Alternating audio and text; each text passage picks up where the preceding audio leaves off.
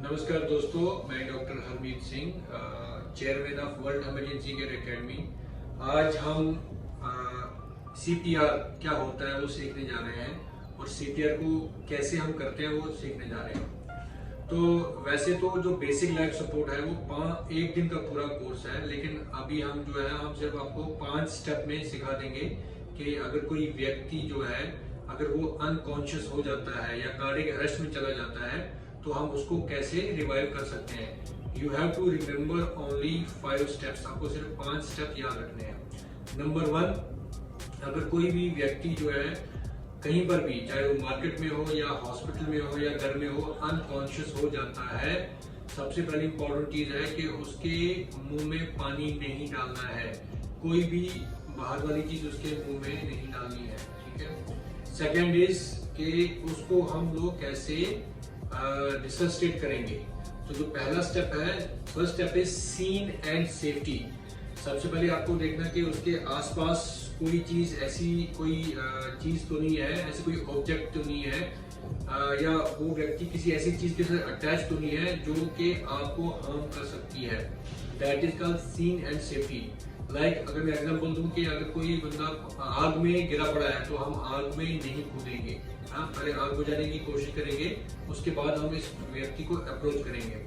वैसे ही अगर कोई व्यक्ति जो है बीच सड़क पे अगर किसी गाड़ी ने हिट किया है और वहां पर गिरा पड़ा है, तो सबसे पहले हमारा जो काम है वो ये है कि हम ट्रैफिक को स्टॉप करेंगे, तभी हम उस व्यक्ति की तरफ अप्रोच करेंगे।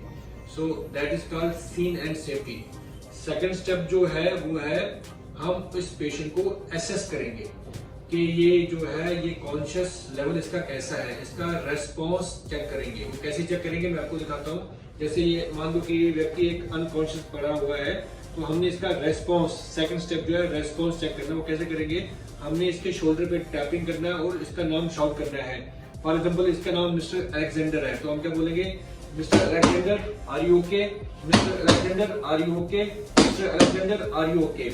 ऐसे 3 से 4 बार हम लोग इसके शोल्डर पे टैप करेंगे और इसका नाम बुलाएंगे। अगर नाम नहीं पता है तो you can say mister miss या बहन जी या भाई साहब बोल सकते हो आप।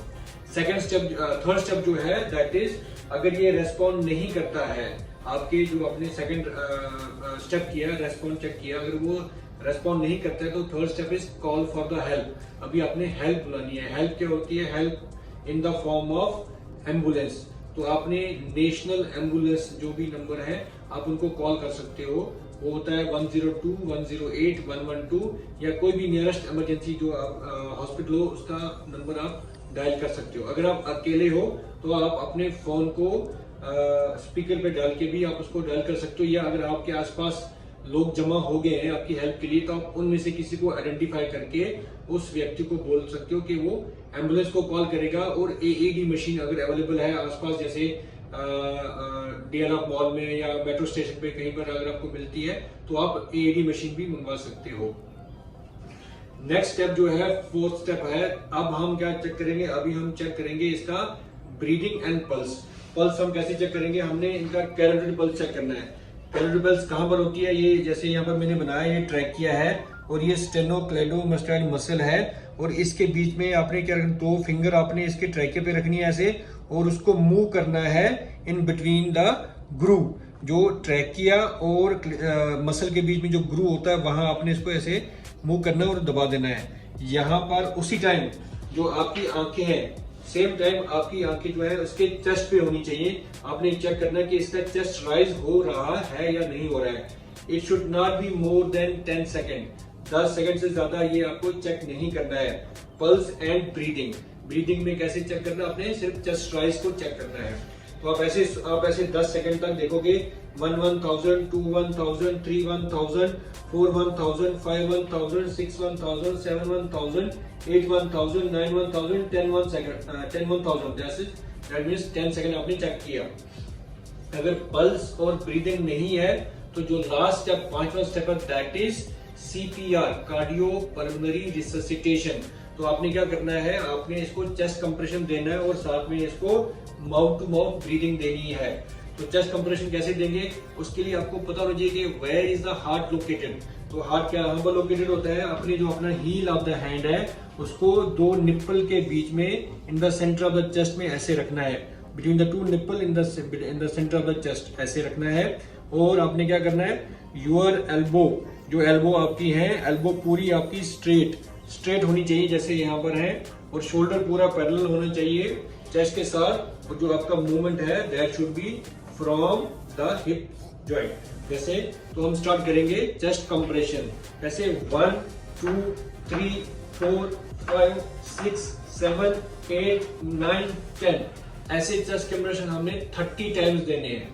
और जब 30 टाइम्स चेस्ट कंप्रेशन हो जाएंगे देन यू स्टॉप एंड अब क्या करोगे, अब आप वेंटिलेशन दोगे। वेंटिलेशन कैसे दोगे आप, आपने सबसे पहले इसका एयरवे को ओपन करना है। How to open the airway, आपने इसके फोरहेड पे हाथ रखना है और इसके 2 उंगली इसके चिन पे रखनी है ऐसे, जैसे हैंड और 2 उंगली चिन पे, और इसका एयरवे खोलोगे तो ये एयरवे खुल जाएगा। जब एयरवे खोलोगे तो इसका नोज पिंच करना है और इसके माउथ के साथ पूरा सील करके आपने 2 बार एयर ब्लो करनी है, 1 2। जब आप एयर ब्लो करोगे तब देखोगे इसका चेस्ट राइज होगा। तो ये 2 टाइम्स आपने वेंटिलेशन देना है और then you have to come again and you have to give the chest compression 1 2 3 4 5 6 7 8 9 10 28 29 30 times chest compression and 2 times ventilation. ये एक साइकिल होता है, आपने टोटल 5 साइकिल देने हैं। 5 साइकिल देने के बाद आपने क्या करना है, आपने रुकना है and you have to go to the back to the step number 4। Step number 4 क्या था हमारा, that was check the pulse and breathing again. आपने ये 5 साइकिल के हर 5 साइकिल के बाद रुकना है और उसका दोबारा से रीअसेस करना है, पल्स एंड ब्रीदिंग आपने चेक करना है। जो आपका रेट है, जो आप चेस्ट कंप्रेशन का रेट है वो that should be 30 chest compression and 2 ventilation. जो इसका डेप्थ होता है, depth should be 5 to 6 centimetre. और आपने what is high quality CPR, आपने कोई भी विदाउट एनी इंटरप्शन आपने चेस्ट कंप्रेशन देना है और वेंटिलेशन देना है। और जो आपका डेप्थ है वो 5 to 6 सेंटीमीटर होना चाहिए एंड यू हैव टू, जो आपका कंप्रेशन है वो हार्ड एंड फास्ट होना चाहिए। तो ये जो है हाई क्वालिटी सीपीआर आपने देना है। लास्ट स्टेप जो है when to stop the CPR. अगर किसी पेशेंट में पल्स आ जाती है, ब्रीथिंग आ जाए तो आप सीपीआर को स्टॉप कर दोगे। जो नेक्स्ट जो है, जो आपने जो हेल्प बुलाई थी in the form of ACLS ambulance and doctor, वो अगर आ जाते हैं तो आप ये इस पेशेंट को उनको हैंड ओवर कर दोगे। थर्ड, अगर आप अकेले हो, अपने 20-30 मिनट तक अकेले अपने रिसर्च किया और खुद थके हो, you are fatigue, you can stop this resuscitation. ये 3 चीजें हैं जब आप एक सीपीआर को स्टॉप कर सकते हैं। प्लीज इस वीडियो को शेयर कीजिए और बाकी लोगों तक पहुंचाइए ताकि वो भी सीपीआर को सीख सकें और किसी की जान बचा सकें। Thank you.